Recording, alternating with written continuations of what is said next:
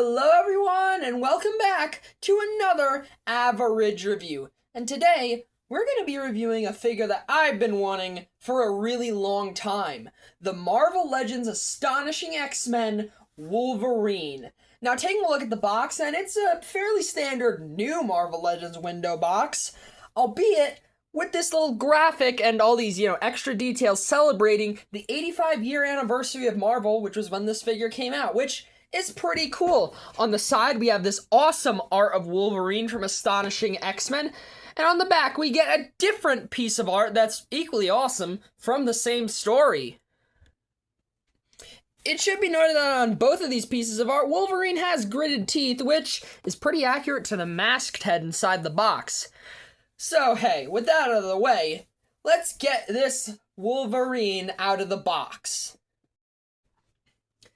Alright, getting this Wolverine out of the box, and despite looking like the standard Marvel Legends Wolverine body mold, which, granted, he's probably based off of, this Wolverine is, for the most part, a 100% new sculpt to accommodate for all the extra details on the Astonishing X-Men costume. Along with some new articulation, but we'll get there in the next section. Although starting off with the heads, yes, plural, because I actually want to cover both of them in this section, they're, well, like the body, new, and they look really good. I mean, this is probably one of the best Marvel Legends unmasked Wolverine head sculpts. It looks so real, like just the actual comic Wolverine brought completely to life. The hair is more subdued than usual, but I think that probably fits the Astonishing X-Men era for Wolverine. And yeah, there's really nothing else that I can say other than this is probably one of the best Logan head sculpts that we've ever gotten. Although, in all honesty, I will pretty much always prefer the masked Wolverine head sculpts, and this is no exception. He just looks so angry. The way his teeth are super clenched and his mouth is wide open, the way one of his eyes is a bit more squinted than the other, the furrowing of his brow visible through the mask, all the details on his face, it's amazing. Just like the unmasked head, this is probably one of the best angry Wolverine head sculpts we've gotten. The fins are pretty short, which once again is pretty fitting with the Astonishing X-Men Wolverine suit. He had really short ears. And yeah, these gritted teeth, while some would prefer a more neutral expression, personally, I love these more angry sculpts for Wolverine since it fits him, and also, it's accurate to all the art on the box where he's got these gritted teeth. But hey, moving away from the heads and down to the body, and it's amazing. Look at all these sculpted details. The tiger stripes, the separation between the yellow and blue right here, the seam line running down the middle, all the musculature and fabric tugs on the back. The way the shoulder pads might actually just be reused, but still, they look really good.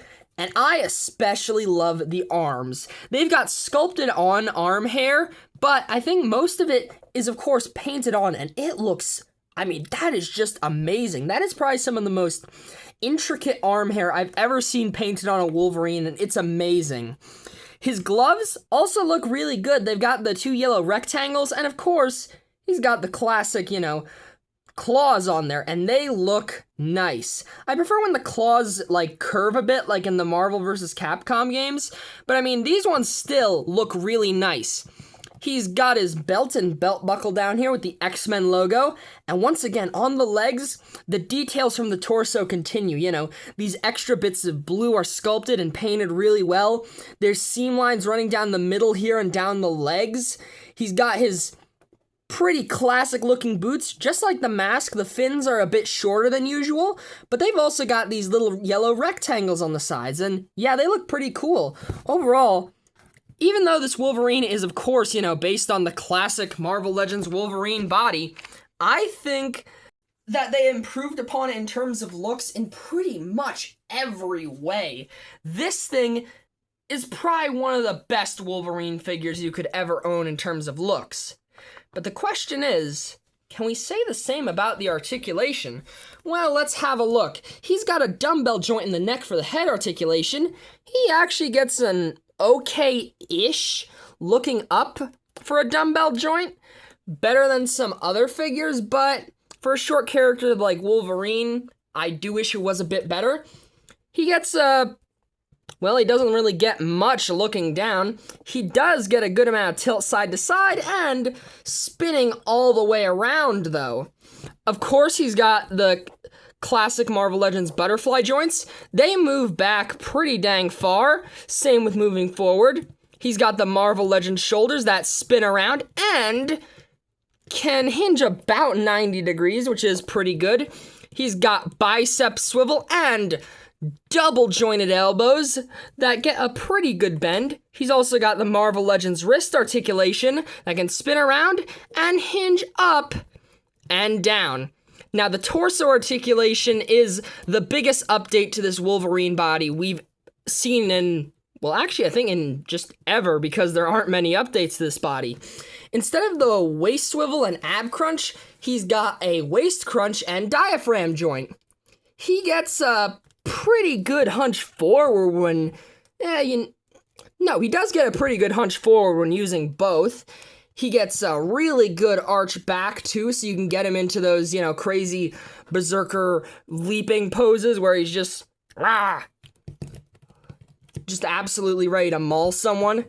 And at the diaphragm joint, he's got twist and tilt side to side, although be warned, when using either, you'll be breaking up the tiger stripes on his torso. Now, he does have the Marvel Legends style hips. They kick forward a bit under 90 degrees, but they get a pretty much perfect split.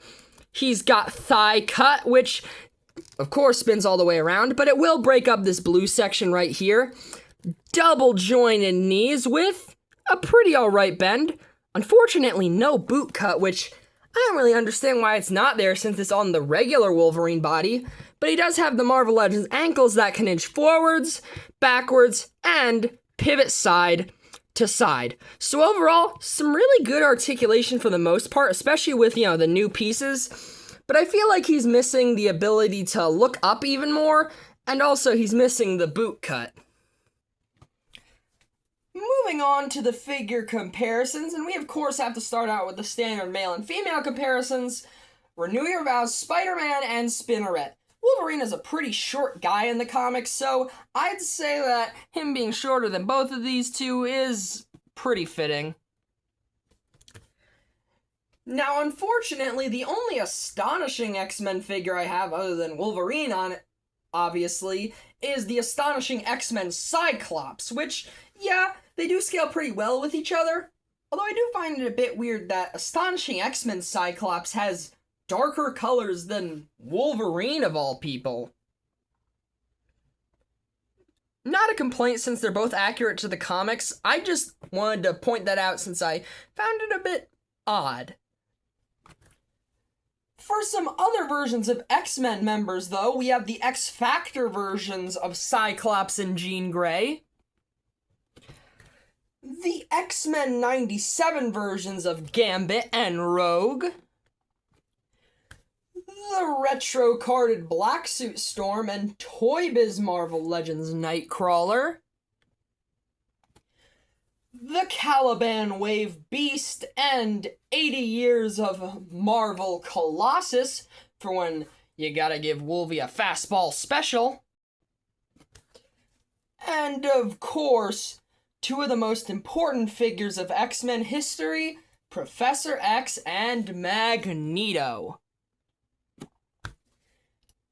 Although both Professor X and Magneto bring me to one of the newest additions to my collection, the Onslaught Build-A-Fig, although this is the version with the Red Skull head since I don't have the regular Onslaught head. So I guess technically it isn't a good segue from Professor X and Magneto. Ah well, it'll bring us to the rest of the X-Men villains I have. Let's start off with Mr. Sinister by Toy Biz and the 80th anniversary Juggernaut that came in the same 2-pack as Colossus. For two robotic foes, I have the Kree Sentry Build-A-Figure, which I like to use as a smaller Sentinel stand-in, and the Marvel Legends House of X Tri-Sentinel Build-A-Figure, which is another very new addition to my collection. If you're wondering about how long this thing appears in the comics, well, it appears for about 6 panels, and one of those panels is it blowing up. I have no clue why Hasbro decided to make this a Build-A-Figure, but it's pretty dang cool, so I'm actually glad they did. Although, come on, you can't expect me to not include, of course, the masterwork that is the Marvel Universe, Masterworks Sentinel. Definitely the biggest X-Men villain I have. But for something a lot smaller scale, we have a villain much more personal to Wolverine, the Marvel Select Sabretooth. Although, for a guy related to the X-Men who probably ain't a hero and definitely isn't a villain though, we have Deadpool. He actually looks really nice with this Astonishing X-Men Wolverine, especially because of the contrasting colors. Deadpool is, of course, a nice segue into, Wolverine from Deadpool and Wolverine. Now, one of the reasons I bring this guy out is, of course, because the Deadpool and Wolverine costume is an adaptation of the Astonishing X-Men suit. And yeah, they took, actually a lot of creative liberties. But I'd say it's still pretty identifiable as the Astonishing X-Men costume. Although, if you want something more accurate to the books, here's the Hugh Jackman Wolverine head on the Astonishing X-Men body, and I don't know why, but I don't dislike this or think it looks as weird as I usually do. Probably because this body has a bunch more realistic texturing and details compared to the regular Wolverine body. Although, hey, we gotta bring out Wolverine's two other main suits from the comics, being the Tiger Stripe Wolverine, specifically the X-Men 97 version, and the brown suit, specifically the House of X version. I think these three look really cool next to each other, mainly because of, how different they are. Of course, they're on similar body molds. In fact, these two are mostly just the same body molds, just with a few parts swapped, and Astonishing X-Men is based on that body mold. But there's a lot of differences between the three. Their facial expressions, the lengths of, the cowl, the bits of the ears that stick out, same with the fins on the boots, the belts, and the way their claws looked. These ones are a bit more curved, these ones are a bit straighter, sort of knife-like, and these, I don't know how to describe the ones on House of X, but they're pretty dang lethal looking.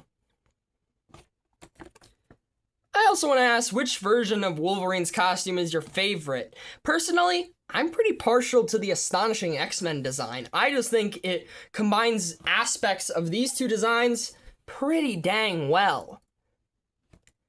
Speaking of combining some assets, here's a head swap between X-Men 97 and Astonishing X-Men Wolverine. Just because I thought it'd be interesting.